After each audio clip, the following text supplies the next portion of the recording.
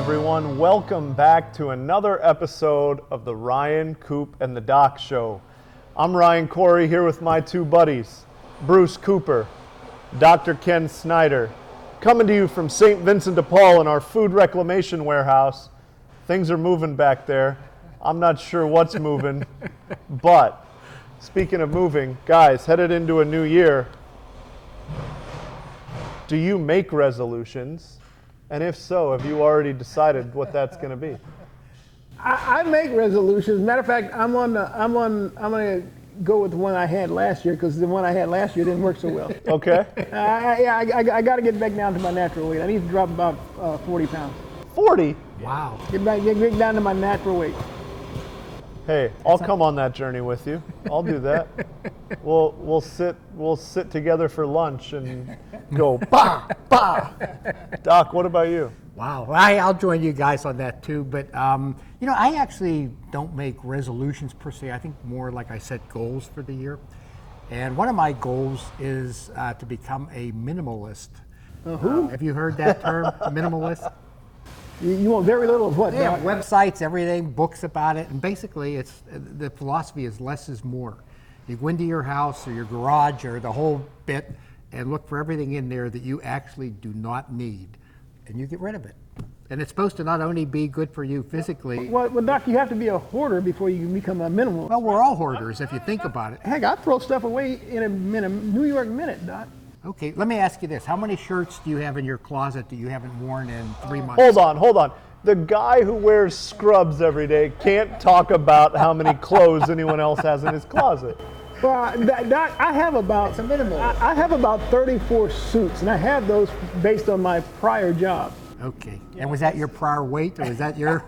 Hey, I'm tell you something, Doc. Honestly, Doc, of those 34 suits, I'd say probably 3/4 of them I really can't fit anymore due to being my. So see, you want to be minimalist.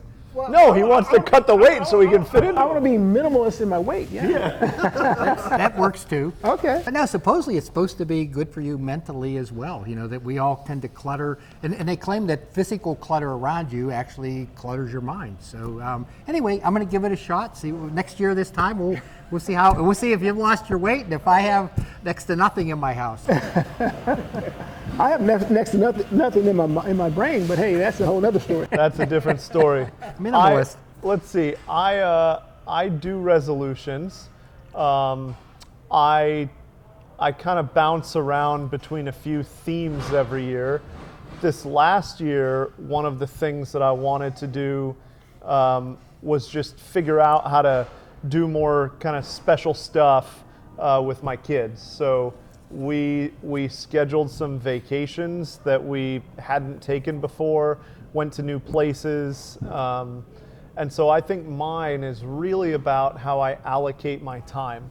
I really spend a lot of the end of the year thinking about how I want to allocate my time for the next year.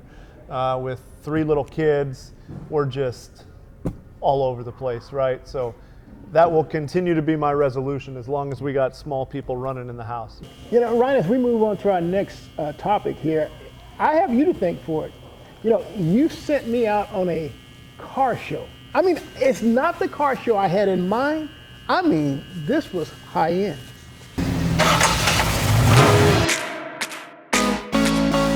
Expensive cars, shiny cars, luxury cars.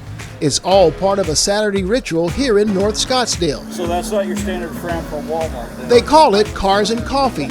It was introduced by Alpio Barbara, where he and 20 of his friends would meet at his business and show off some cars over coffee. He said, I'm going to match whatever tips we get, just basically to cover our cost. Well, the first month it was $64. Well, that's easy. You pull $64 out of your pocket, you say, here you go, here's a $100 bill. Well, now it's $1,500, $1,800 every Saturday. We match the funds and so on and so forth. And it just took on a new life. I'll say the event grew to include auctions and donations from the community.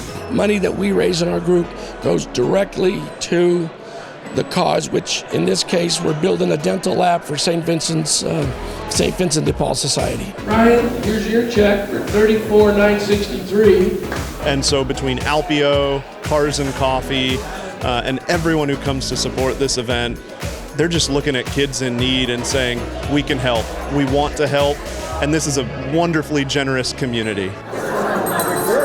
So the money we raised, like the other night we raised, I think it's up to like $68,000 now, because it's going to go to this dental lab that I committed to $100,000, and I told St. Vincent's it'd be a 2-year project. I think we're going to do it by the end of April. So we're going to get it done in 4 months. I'm one of 7. Alpio can relate to kids covering their mouths in school because they're too embarrassed to smile. One of 7 kids. Due to bad or missing teeth. You know, I went to a government-funded dental in San Francisco, being an immigrant myself with my family, so I know what it's like.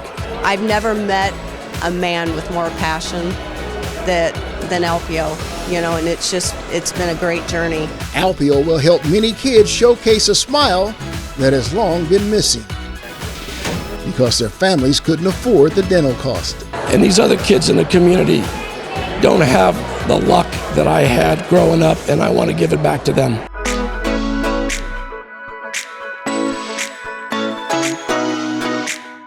This was a really cool event.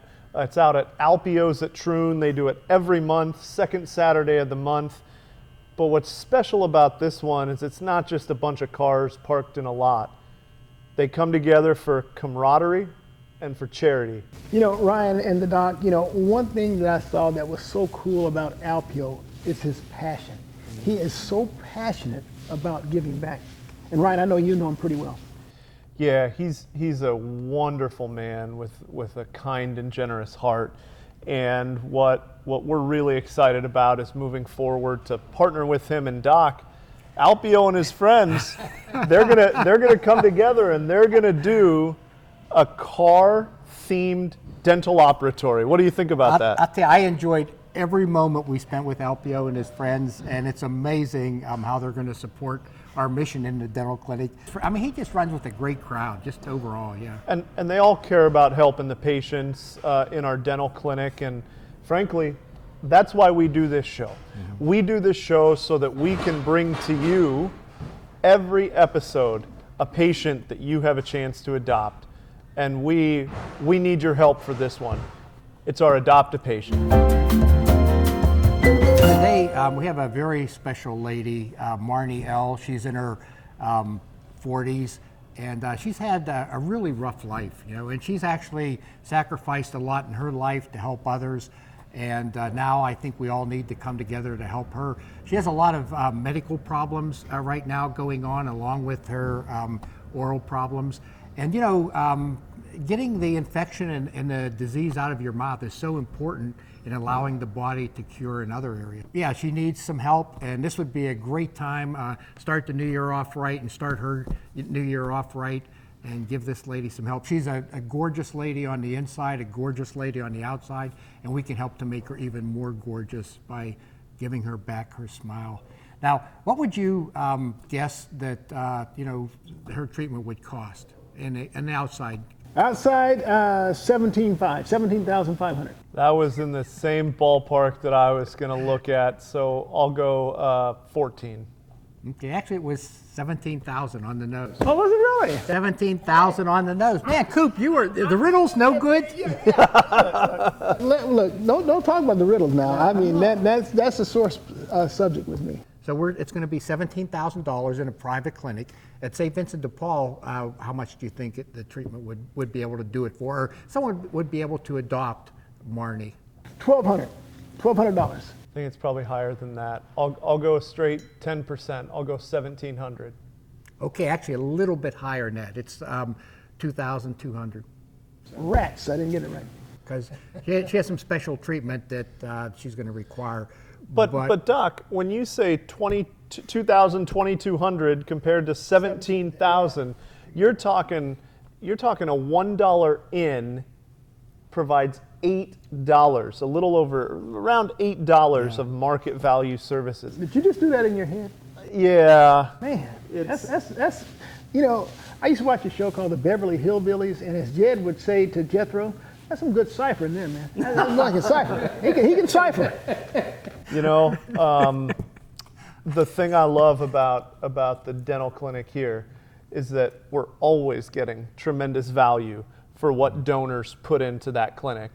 And when we think about what any of us can do, you may as well multiply it by 8, 10, 12, because this man, what are they called? People who, he's like an alchemist, right? Is that someone who turns something into gold? Oh. That's you and your team.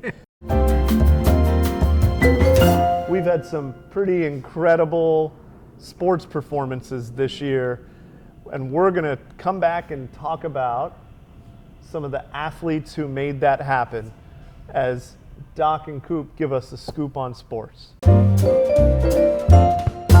All right, guys, 2021 is in our rearview mirror, and I want to look back on athletes that made it memorable. Who is your numero uno top dog athlete, sports athlete of 2021? Start with you, Doc. Well, for me, it's a local athlete here, Devin Booker.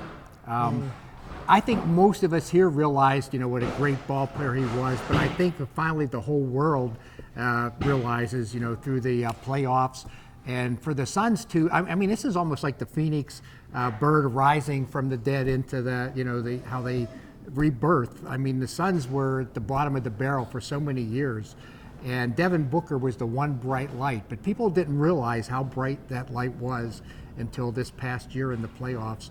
And now, he's the cat's out of the bag. They know who he is. And not only is he a good athlete, he is a tough cookie.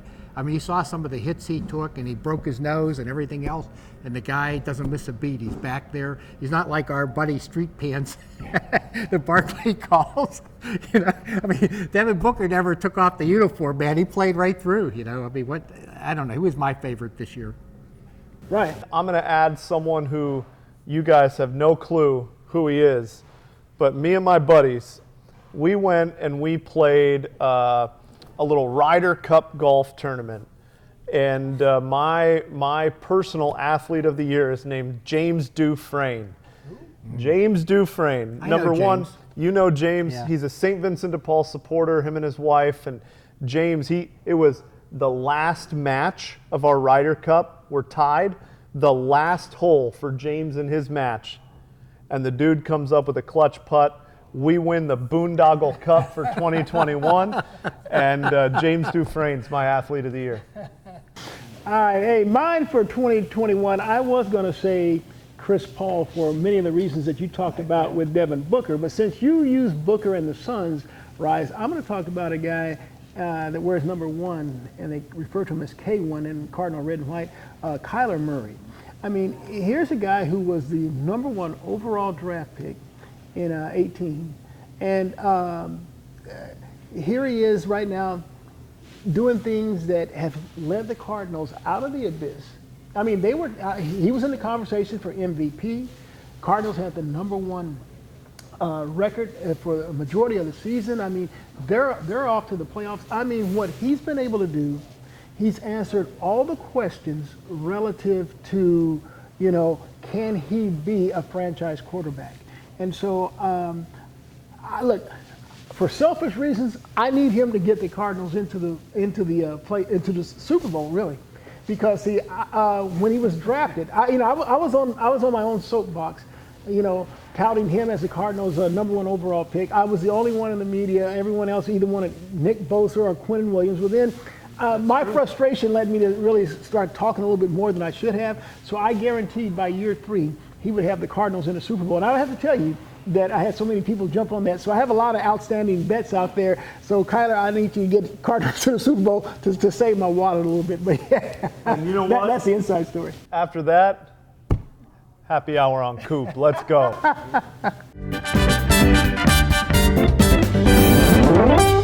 Doc, you mentioned someone who's able to answer all the questions. Coop, are you ready to answer a question? First off, what was the answer to last week's riddle? I mean, I'm really chapped about that one. It was some nonsense about what tastes better than it smells. And you guys wouldn't allow me to take apple pie, you know, some real logical. Then they talked about it had something to do with like a little dentistry, you know. So then I talked about, you know, like maybe some of the peppermint type of stuff they do when they clean your teeth, you know. But that wasn't it either. So I want to know the answer. I demand to know the answer. I mean, look, guys, I've had a lot of sleepless nights. Let me say this: hold your tongue. Hold my tongue. Yeah, you're yelling and screaming. Just hold your tongue. Okay, so what does that have to do with anything? What tastes better than it smells? Your tongue. That can't be the answer. It is. So what in your mouth? What in your mouth do you taste with? Yeah. I taste what I taste with? Yeah. My tongue. There Right. you go. And can your tongue smell anything? It tastes better than my nose. Yeah. Have you tasted your nose? That's a riddle in itself. Yeah. What tastes better than it smells? Your tongue can taste better than your tongue can smell. What's your nose Well, my taste tongue like, can't Coop? smell. Right. Oh, stop it. I mean, look. You know, look. See now, I'm gonna tell you guys something. I'm gonna tell you guys something right now. Right now. Listen to me. See, it's the very stuff like this that drives me crazy with Ryan's riddle. That's dumb. Let me give you another one then, Coop. We can redeem ourselves. Wow. All right, shake it out, Coop. Compose yourself. Yeah. Compose yourself. I believe in you. I believe in Coop. I believe in Bruce. Do you believe in Coop? We believe in Coop. Yeah, I believe it. I mean, this one. I believe in you. I don't like that. For the record. No. Get it out of your mind. Get it out of your mind. Yeah. Go blank. Okay, here we go. New riddle. Okay. I have branches, but no fruit, trunk, or leaves. What am I? I have branches, but no fruit, trunk, or leaves. You must be like some type of office. That's an interesting. Is that it? That goes outside the box, doesn't it? It does. Well, did I get it right? It's not exactly. You're really close. You're close. And if you can get closer than Coop, email us, rcd@svdpaz.org. I'm as close on this. You are so close, Coop. Branches, but no leaves, trunks, or whatever, fruit. And I'm really close. Email us if you can help Coop. He's so close. We're going to let Coop have a minute, but when we come back, it's my favorite part of the show. We're going to bring you all up to speed with Doc's Mailbag. Well, let's see what's in the mailbag today. Always interesting. Answer to the latest riddle? Probably not. Hey, It might be. I'll tell you what, we're starting to get some Yeah, we're getting closer. mail about that. Okay, let's see. Joe M. writes, Dear Doc, I was watching this old war movie and they used the term trench mouth. Is there such a thing or is it a Hollywood creation? Wow, that's kind of interesting. Have you ever heard the term trench mouth? No. I don't think I want to know what it is if it's real. Okay, I'll say it's not real. I think it is real because I think the key term in there was war. And I bet you it has something to do with being out there in the trenches for long periods of time and no dental care. And You hit it right on the nose, actually. All right. Yeah, so trench mouth, the term originated in World War I. You know, the soldiers were in the trenches and they're poor nutrition, lack of sleep, lack of exercise, a lot of stress, all kinds of anxiety. There'd be days of just sheer boredom, nothing going on. You're just sitting there in the trench, and then all of a sudden, your life's in danger with all the bombardment and charges. And so they noticed that the soldiers started to break out in these ulcerations of the gum, and they'd have bleeding gums, and they would get sick, and they'd have a fever, and it would kind of tire them out, and their lymph glands would be swollen. And so they actually coined the phrase trench mouth. And today, we use a much better term, ANUG. Eggnog. Eggnog. Not eggnog, but eggnog. I can use some eggnog. ANUG, and it stands for acute necrotizing ulcerative gingivitis, which the gingiva being your gum tissue, and we all understand ulcers, and necrotizing means the tissue's dying. And so we do still see it today, but not in massive groups of people generally, but in individuals. Sometimes students during exam week, we'll see it. People again going through personal tragedies, bankruptcies, foreclosures, divorces, just people who are in a depressed mood. And what happens is your gums will start to bleed and they'll break out in these ulcerative, and they're very, very painful. And your gums are fiery red, and you'll get some swollen lymph glands. You can have a fever, kind of malaise. You just don't feel like doing much of anything. And so the key is if this happens, immediately see your dentist. They'll take you in for a cleaning, get everything cleaned off. But it's just as important the home care that you provide yourself: proper sleep, proper diet, proper exercise, and slow down a little bit. So anyway, good oral health. And if you do happen to start noticing your gums are bleeding or very sore, starting to get bad breath, things like that, see your dentist immediately, because it actually can lead to other serious health situations. And a plea to you out there, please hit me up. You have a branch with no leaves, fruit, or trunk. And I'm on, and Ryan said I'm on the hot trail, if you will, because I said office space, but Doc talked about the 3 legislative branches in government. Hook me up. Give me a check, because I want to get it right on my next episode. And speaking of the next episode, we are going to have at least one dental condition that doesn't have to do with necrotizing, bleeding gums. We're gonna share something with you that's a little bit more uplifting, but that's gonna have to wait until the new year.